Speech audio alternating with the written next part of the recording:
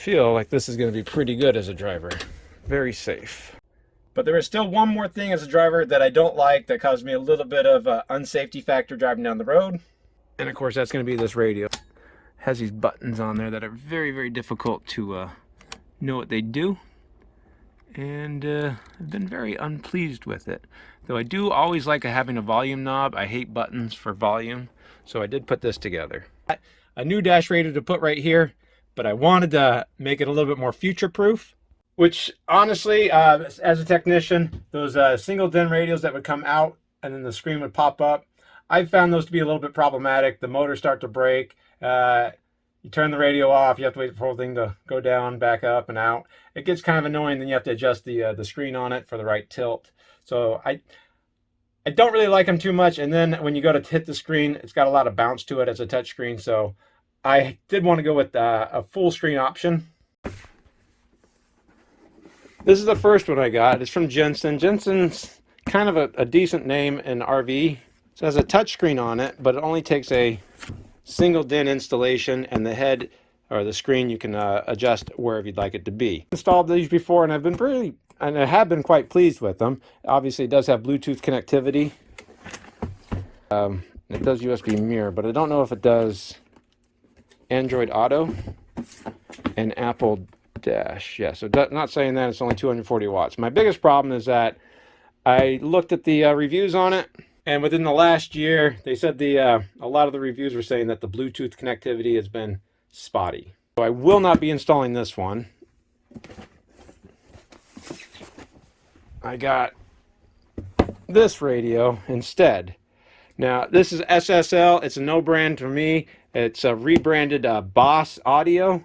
And Boss, in my opinion, is kind of a very low quality radio, but this did have some good reviews on it, and it was priced at like $200. So I feel like it might work exactly for what I want it to be. It will not be an exhaustive review of the whole thing, but it does have Apple CarPlay and Android Auto, along with obviously Bluetooth connectivity.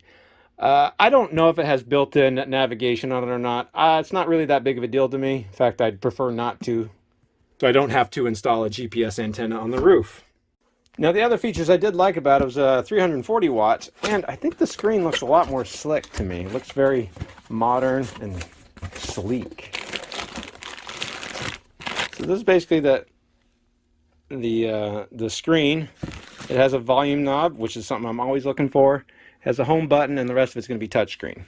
Now, one nice feature about it too is that you can change the height of the screen based on the mount, and it does pivot pretty easily side to side for different angles. So I think this is going to work out really well. The other important item that I wanted to make sure I had was backup camera. Now, I still haven't upgraded my backup camera or put side view cameras on yet. I don't know if I'm going to, but I do want to make sure I had that option. So this does have backup camera on it too. Currently, my backup camera is still right up here. It's a wireless camera. It's a bit spotty. I'm not too pleased with it, but one thing at a time.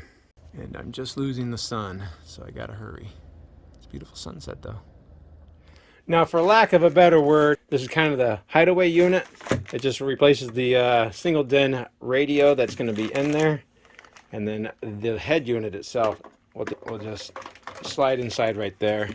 And it should recess back quite a bit. I think it has a release on there. You can pull it back out again. You just have to push those two buttons at the same time. That'll release it.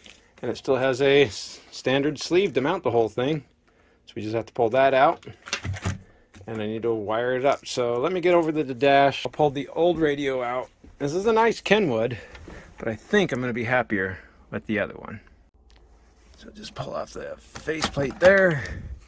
Put that somewhere safe. Oh, put that in my nice cushioned area there. Take off the bezel. Then we have to pull the radio out. Now, we could try using the removal keys right here to pull the radio out, but let me clue you in on something. There's just these little tabs right there that are actually holding the radio in. And on an RV, you can get on the other side of these dashes pretty easily and just bend those out of the way. Now the whole radio will come out.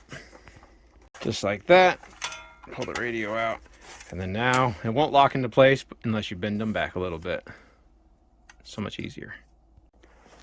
So I can just reach underneath right here, go to the sleeve and bend it. Show you guys what I'm seeing under here. I just bent that with my hands. So now all I have to do is push the whole radio out, unplug it. This is going to be the microphone. Now the microphone should be universal. The new one came with a microphone, which is right there. And I think I won't have to replace that one. They already have it mounted right there. If I do, we'll figure it out later. All right, I just disconnected the power connection, and now this radio is uninstalled. Well, that's not really fair. I still have to take the sleeve out. Push up that tab, push up that tab. Push down the other one. Now, believe it or not, all right, I just reached in there and bent those with my fingers. Now, of course, this is going to be for the radio, so don't throw that away. I might be able to use that later. There's the microphone, and then there's going to be all the connections, and they should use Scotch locks. I'm not a big fan of Scotch locks, so let me get this thing wired up. You'll notice the purple and green are not being used. That's pretty standard in an RV. Purple and green are the rear speaker channels. White and gray are the front speaker channels, and I only have one front speaker, two front speakers for stereo. And then if you'll also notice, the power wire right here is not on ignition. They're using both battery and ignition power on the radio. That's probably why my batteries are going dead. And then ground is just to ground. Jeez, so many connectors. Look at all these extra wires that are connected up into this. I told you it was pretty bad. So I have a new harness right there. I'll just get this one wired up real fast. All right, now I'm not telling you how to wire this thing up. I haven't looked at the instructions. These two blue ones that are capped off, usually one's for antenna, one's to power on the amp. We're not using that. Purple is going to be for speaker, rear speaker. Green is going to be for rear speaker. I'm not using that. And reverse input, I will likely use this, but not yet, because I'll have to get the reverse input from up there for when I do the camera. So those I won't be using. Gray is going to be front speaker. Yellow is going to be power. Red's going to be power. White's going to be speaker. And then they did give you front camera power output and then rear camera power output. I won't need either one of those powers, so I won't be using those either. And this last one says steering wheel control. I don't have a steering wheel control, so I won't have to worry about that one either yet. The last ones I didn't touch on are right here. Black's going to be ground. That needs to be to a good ground. This last one says parking brake, input, ground.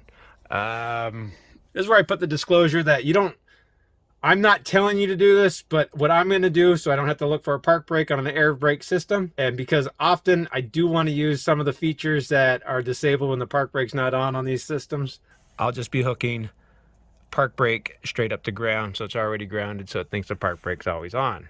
Sometimes systems don't like that. Sometimes they want to see the park brake on then off for the systems to work, so we'll find out if that actually works on this one, or this is just going to be a workaround. But I'm not telling you to do this. This is just what I'm doing. Oh, and then I forgot. The orange one's going to be for illumination. So should have night mode. And if you guys remember underneath right here, I already have that wire that turns on when the headlights are turned on. Instrument light. So let's see if I turn the headlights on. Hey, look at that. Test light goes on. Oh, it is on the dimmer too. That's good to know. See if that helps. I don't always hook up the illumination or the gauge light, but with a big screen like that, if it's too bright at night, it's hard as a driver to see, so I'll probably have to hook that one up. All right, so to my absolute amazement, like we already saw, they had the accessory and the battery power. So yellow is going to be constant power from the battery, and then red would be accessory power when the key's on. I always found it to be annoying because I had to disconnect the radio face in order to kill the radio, because my phone would automatically connect to it. So I don't have any power there, but I put the key on work, and now I have power. I put the key in the accessory position.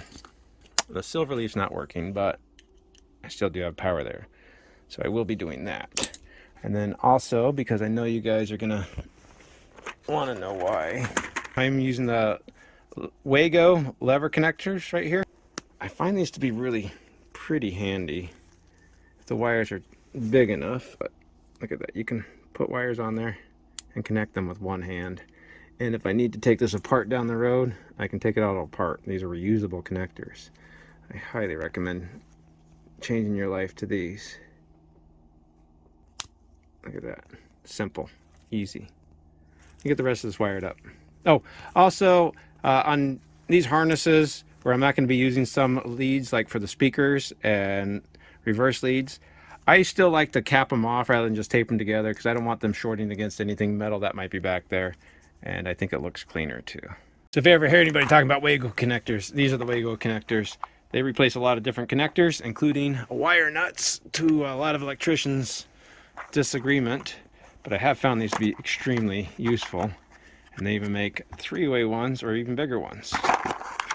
So I do recommend them from now on. It makes a lot of things a lot easier. Like you say, you saw me wire it up with one hand. Simple. All right, now personally, I find it easier to wire everything up first and then feed the wires through the sleeve rather than trying to put the sleeve in first. All right, let's push that in, and now we just have to get my screwdriver. And we'll push these tabs down to lock it in place.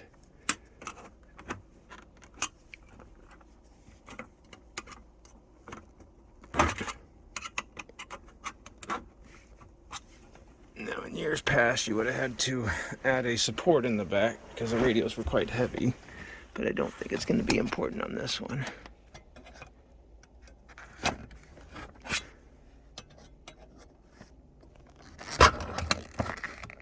I figured we might as well look on the back side of this so we know what we're looking at. That gives you a lot of different options on the back. Video input, subwoofer output, and these are all just going to be audio outputs. So this is going to be front camera, so you could have a front camera and a rear camera. And microphone, we got that. These would just be USB for Apple CarPlay, Android, and the other one is just for USB charging. Now, I'm not a huge fan of that tethering, but I might try that out. I'm just going ahead and use the existing microphone. We'll find out if that works or not. And then I just have to plug in the power. And of course, that can only plug in one way. And the last thing we got is the radio antenna. All right, now I think that's up, but let me get the screen. It is keyed with those beveled edges, so that's going to be the top. I just put it in place. I guess the last thing to do is just plug this thing in. Right there. Dang, that was pretty simple. I have the accessory on. Okay, good. All right, let me go ahead and turn it on. Get the screen protector off of it. There we go.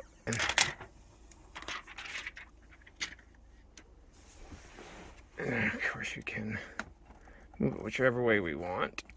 I'm going to go ahead and agree. I don't know what I agreed to. We go to the tuner.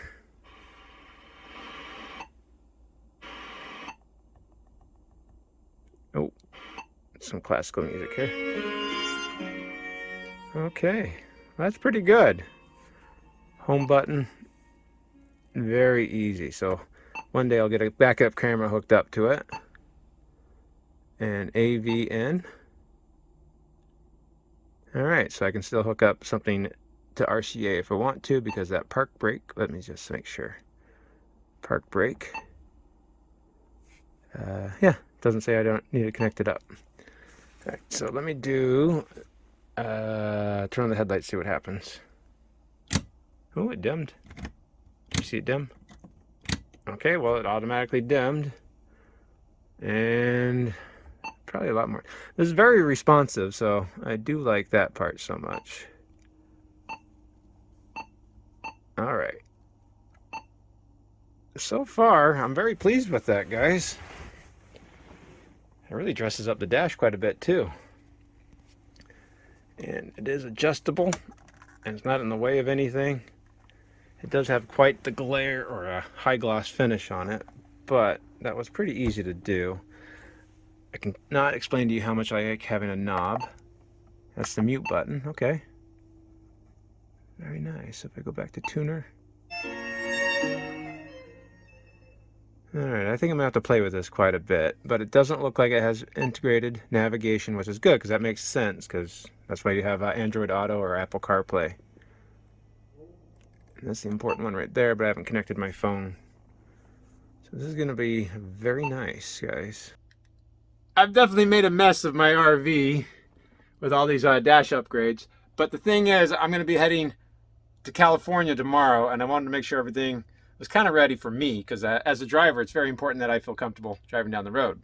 I'm going to go ahead and clean up my mess, but so far, I'm really pleased with everything we've done together.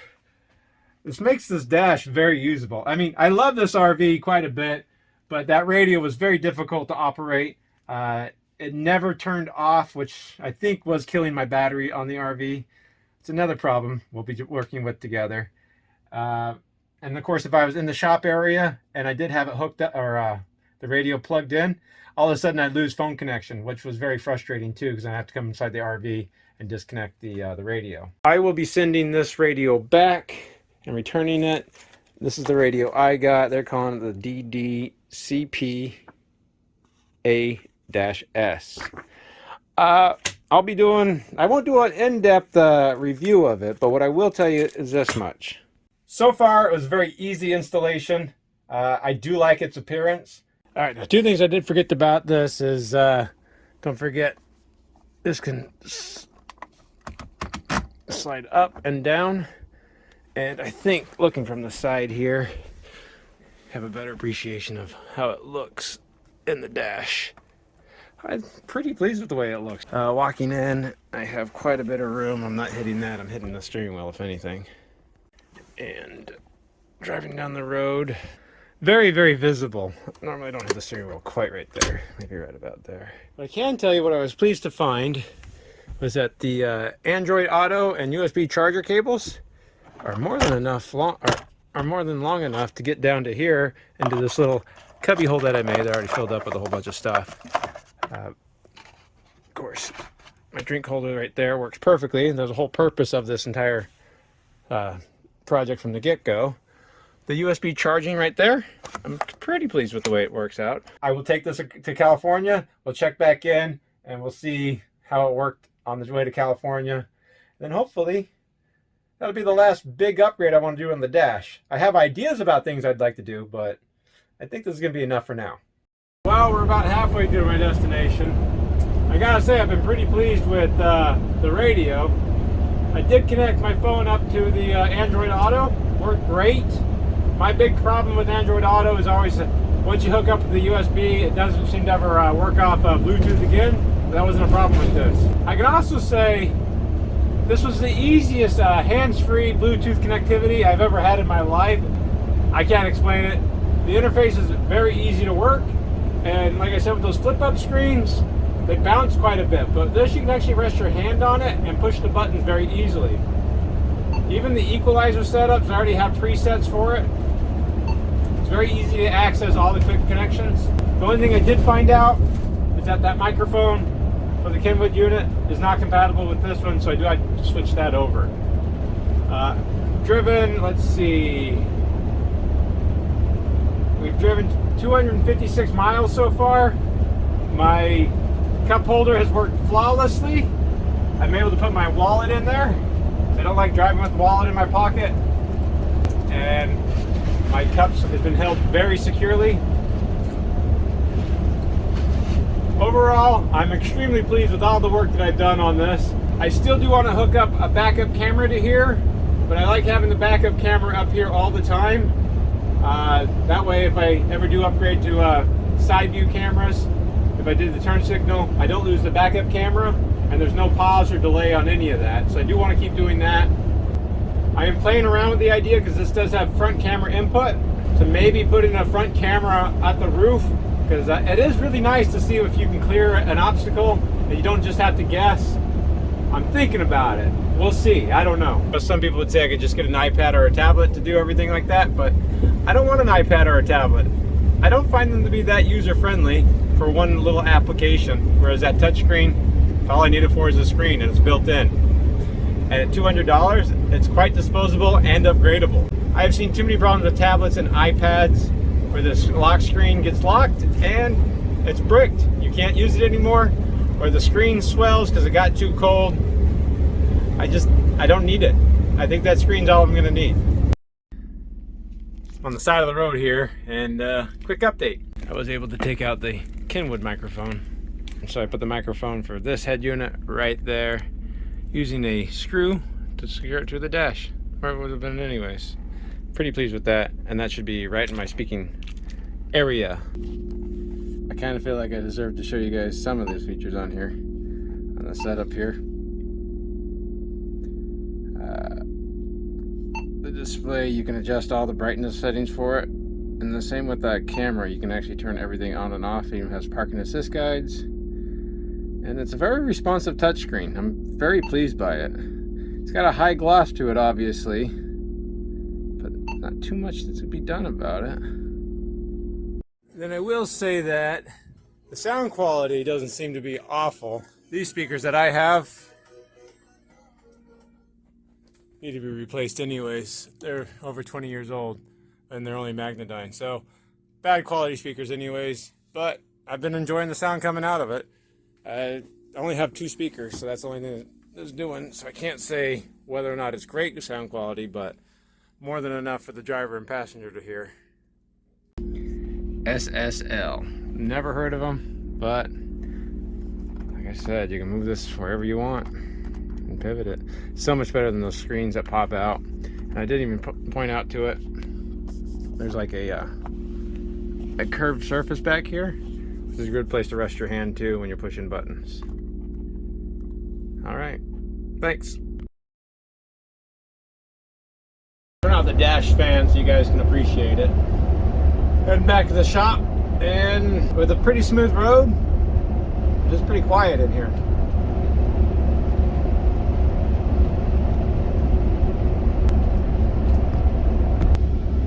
But thanks for joining me as I did a lot of modifications to the dash and tried a few things out.